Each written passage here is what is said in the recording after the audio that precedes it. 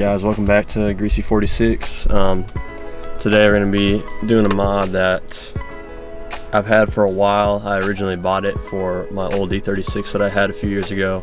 Obviously I no longer have that car, but it still works. It's the Garagistic short shifter. I did install it on the E36 I had. The issue I had with it, which they say you might have to trim a little bit on their website, but the very bottom would grind on the drive shaft. I think like in second and then third, once you go across, it would grind like that.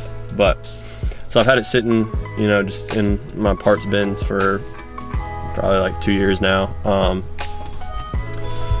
And the one, obviously, the one that's on the car is a little worn and everything. The bushings are a little worn, so it'd just be cool to finally have that piece in there and make it look a little bit nicer on the interior and get a little shorter throws on the shifts. But as you can see, this is the current shifter, just kind of beaten up, all around there.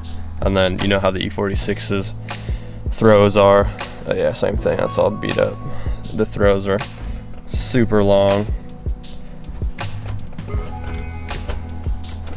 So it would just be nice to stiffen it up with that. I think it looks good. Obviously I'll give it probably a wipe off before we throw it in, and then we'll have to modify this boot because this is quite a bit wider, and then it'll probably stick up maybe that much more or so, but we'll have to see once we put it on.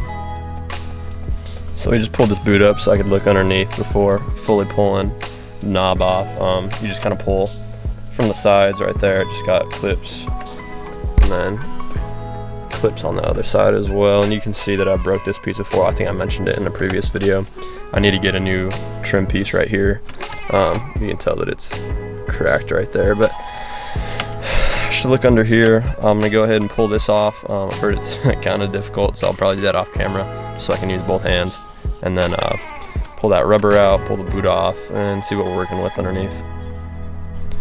So we got it off. I had to pull pretty goddamn hard, but we did get it off. Taking that boot off now, and then got our selector in here. So we took the boot out. I'm just gonna go ahead and pull these two screws out just so I can lift this piece up a little bit better, just to give me a little more room to work with.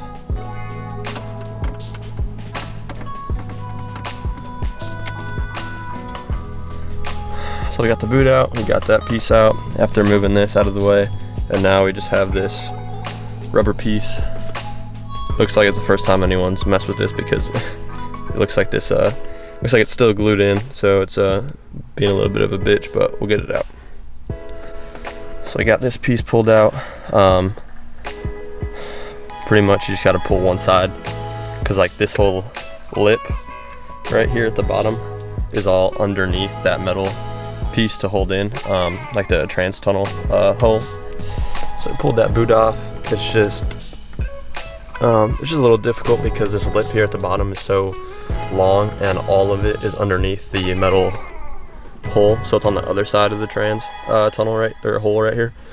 So it's just a lot of material, so you really got to work hard on one side. Once you get that up and over onto your side, then you just grab it and you can unpeel everything and pull it off. But we got that. You can see what we're working with. We're gonna try and pop that, like the C-clip off this side, so we can get the selector rod out from underneath our OEM, and then we'll just unscrew this, pull this up, and then see about getting that new one in.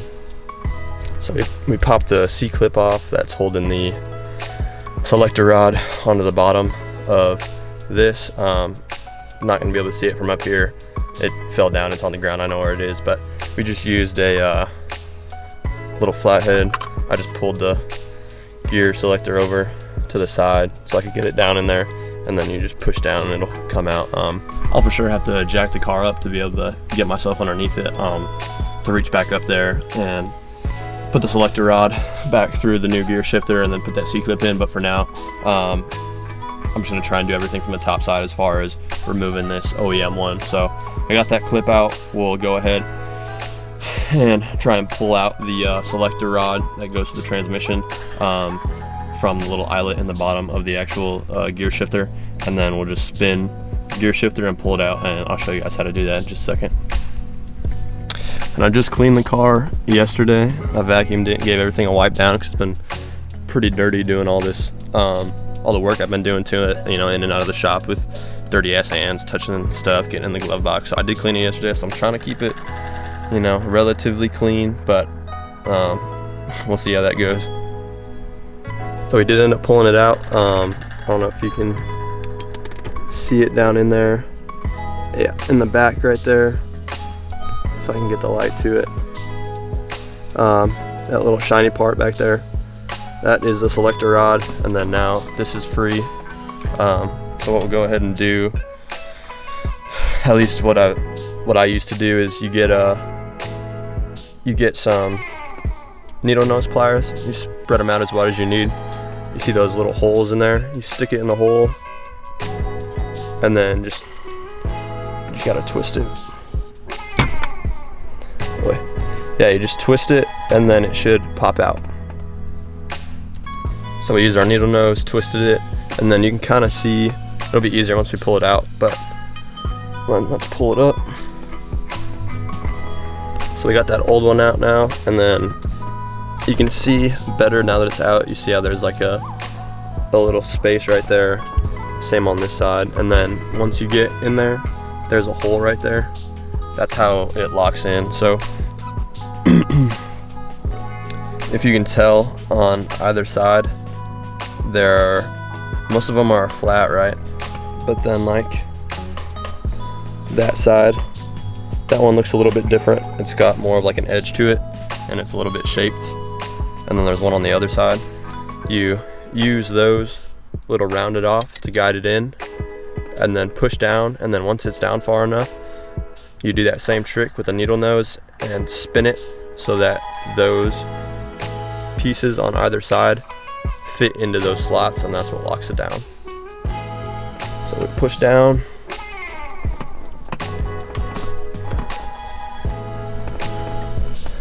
We got it down. Grab our needle nose. So we got the new one in. You can see those tabs I was talking about are in those little holes on either side right there. They fall in this way a little bit, so they're grabbing the holes, and now you see when you spin this, it no longer spins the entire thing. So that's good to go.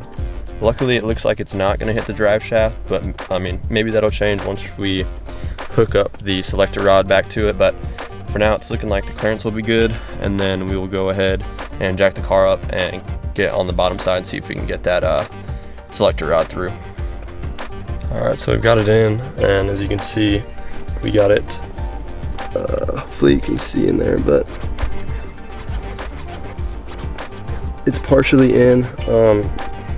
With the drive shaft in the way, it's fairly hard to get it to fully seat in there, and unfortunately I think the only way really without moving the drive shaft and jacking the car completely up so you can maybe hit it with a hammer to get it to fully seat. What I do, as I'm sure it's not the best way to do it or the most ideal, because it's gonna fuck this sheet metal up that's right here that surrounds the trans tunnel. Is it really important? I don't think so, and for the sake of time, I've been trying to figure out another way to do it that's better for probably maybe like an hour, and I'm just getting pissed off now. This is what I did on the E36. Basically, you just get something long, put it down in there so it's sitting on the back of the selector rod. I'm just trying to put rags or something right here that's a little bit softer. I mean, either way, it's gonna bend that metal up. And then with one hand, while you're keeping this centered, the other hand, push that way with it to get the selector rod to seat in to that hole. But like I said, it is gonna bend that up. Is it really that big of a deal? Probably not. I would like to, have not done it, but at this point, right, it is what it is. So I'm already got it probably halfway in. I'm just gonna keep working on it. Hopefully, trying not to bend this as little as possible, but it is what it is. So we'll catch it when we're done. So I've got it fully seated in there now. For reference, this is what that clip looks like. Little C-clip. We're gonna go in from the bottom side and try and clip it in. Hopefully it's pushed enough through all the way, but we'll find out in a second. All right, we got it fully seated in there now. Let's see if I can pull it over and show you. It's gonna be hard to tell, but you can kind of see it back there. C-clips in, holding that pin in, so the selector rod can't come out now. We'll clean everything up and then give it a drive just to make sure everything, it's not hitting nothing down there and feels good. But yeah, honestly, I'd say the easiest way is to just do that way I was showing you to get it in. If you're by yourself and you don't have access to a lift, and I feel like even if you did have a lift, that might be the best way to do it, because it's hard to get tools in there. I'm not exactly sure how you would hammer it. Maybe like a small C-clamp type of thing would work, but again, like it's in that like trans tunnel area, so there's not a whole lot of clearance. So yeah, we kind of had to mess that hole up, that edge of the shifter hole, however you want to say. But all in all, I mean, I feel like that's a small casualty for a good upgrade. Shift feel is going to be a lot better. But yeah, we'll see how it feels in a little bit. But in the meantime, I'm going to clean all this shit up. Alright, so it's quite a bit later, a few weeks actually, since I put the Garagistic Supreme short shifter in, and now I've had some time with it. Honestly, I can say it was pretty well worth it. It's crazy what a big change that'll have on me wanting to drive it. I didn't think, I knew that it was gonna, improve the shift feel and everything like that, but really, like, such a small thing that I had in like one of my parts bins for like 2.5 years, and I was like, you know what, I'm gonna put it on eventually. I should probably just go ahead and do it this weekend, Yeah, it's really nice, honestly. It makes me want to drive the car more, if that makes sense. Like, I don't know, it just adds to the personality of the car. It makes me feel like it's a more special driving experience having that in there. Like the regular E46 shifter is kind of booty. It's got a lot of play in it, especially after sitting, for 20 years. But yeah, like, I'll go ahead and show you the throws, and it's definitely a lot more catchy, I guess is the word. You can really, notchy, there you go. You can really feel when you're in gear, when you're not in gear. Fifth gear's a little weird to get into sometimes, but first, second, third, and fourth is super crispy. But yeah, I'll give you guys a little view of what it looks like. So right now we're just sitting in first. See, like, side to side, it still has some play. If I got a DSSR for it, I'm sure it would eliminate it quite a bit, but it's not bad. That's neutral. It'll still center, obviously. Like, this side will center better because that's the side the selector rod's on. This one just has it's pretty much just the rubber boot in here that's kicking it back, but it still centers. And then that's first, second, third, fourth, and then fifth is just kind of weird because it's far, but you can probably hear it on the camera. It just feels good. The top of it's nice and weighty. One thing that, obviously, it's metal, right? It's aluminum. Had a hot summer here lately, and it does get pretty damn hot. That's probably my only complaint. But obviously, you kind of go into it knowing that it's metal. When it's 100 some odd degrees outside and your car's sitting there cooking like an oven, the metal inside the car is gonna get hot too. So, but really, super big upgrade, honestly. I'm glad I just decided to end up doing it instead of just letting it sit there, But yeah, it's a super nice upgrade. If you haven't done one on your E46, I would definitely recommend getting a short shifter. This one's good. I'm sure there's many other options, but Garagistic did a really good job with this, and I can't complain. But thank you all for watching. Hopefully that gave you a little bit of insight maybe for your project D46. But yeah, thank you all. Let me know if that helped. Have a good one.